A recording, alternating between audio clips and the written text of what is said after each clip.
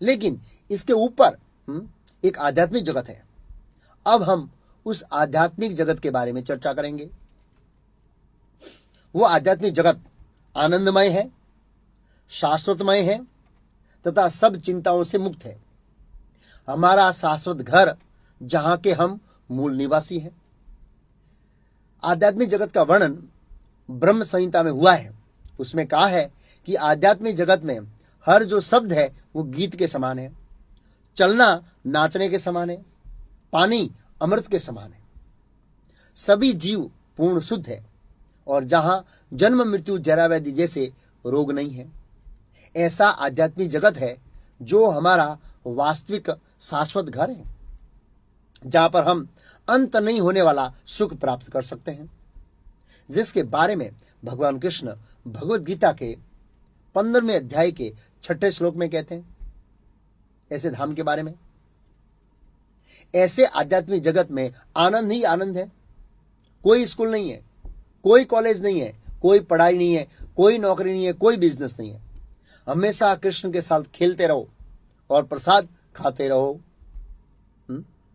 और आध्यात्मिक जगत शाश्वतमय है। ऐसा नहीं है कि थोड़े दिन के लिए आनंद है या थोड़े साल के लिए, बल्कि शाश्वत काल के लिए आनंद है, शाश्वत काल के लिए। फिर सभी चिंताओं से मुक्त है, सभी चिंताओं से।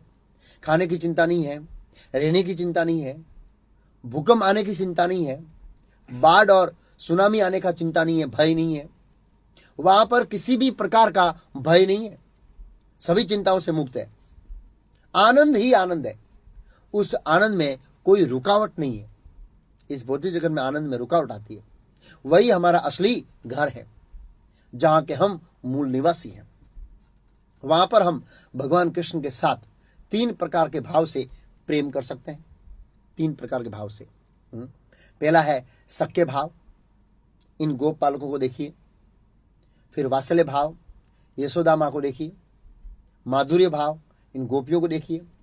इन 3 प्रकार के भाव में हम भगवान कृष्ण के साथ अपना जो संबंध है शाश्वत, उनको जोड़ सकते हैं और सनातन आनंदमय जीवन व्यतीत कर सकते हैं, वो जीवन जी सकते हैं।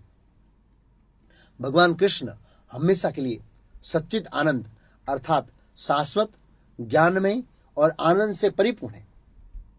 अब हम समझेंगे कि हर जीव भगवान कृष्ण से कैसे प्रेम उत्पन्न कर सकता है। कैसे उत्पन्न कर सकता है। कोई भी व्यक्ति भगवान कृष्ण के साथ प्रेम और सेवा जागृत कर सकता है या उत्पन्न कर सकता है।